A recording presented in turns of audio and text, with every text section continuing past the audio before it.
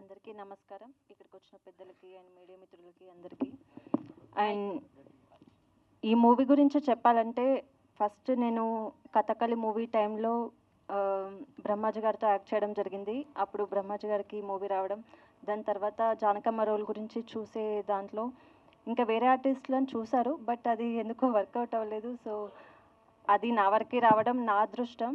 And దాని తర్వాత వేమకంటి గారు నాకు కాల్ చేయడం, సో సార్ విజన్లో నేను జానకమ్మగా కనిపించడం అది నా అదృష్టం. సో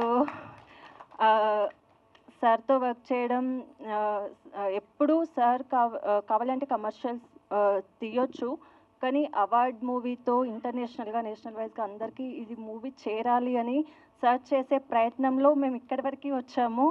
సో ప్రతి ఒక్క ఆడపిల్ల అనుకుంటుంది రాముడికి సీతలా ఉండాలని. అట్లాంటిది జానకమ్మ రామయ్యతో ఉంటూ ఇంట్లో వాళ్ళతో ఫైట్ చేస్తూ తనకి సపోర్ట్గా ఉంటూ పిల్లల్ని చూసుకుంటూ బయట ఎవ్వరు ఏమన్నా కూడా రామాయణ అనకుండా చూసుకునే మంచి ఎమోషనల్ ఉన్న రోల్. సో అది నాకు రావడం నా అదృష్టం.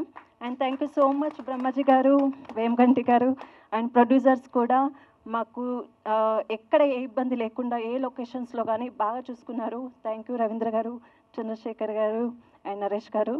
అండ్ మ్యూజిక్ కూడా అండ్ పర్సన్ టు పర్సన్ కాకుండా చెట్లకి పర్సన్కి కూడా ఇంత మంచి అనుబంధంగా చూపించారు మోహన్ గారు.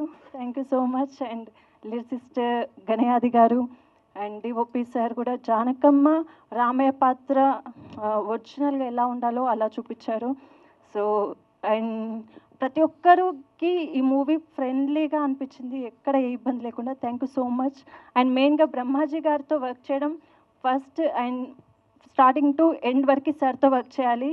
సో చాలా భయం వేసింది, కానీ సార్ చాలా ఫ్రెండ్లీగా అండ్ ఒక్కొక్క దగ్గర ఎమోషనల్ రోల్ ఉన్నా కూడా సార్ కామెడీ టైమింగ్ కానీ టూ కూల్, టూ పేషెన్స్ అసలు.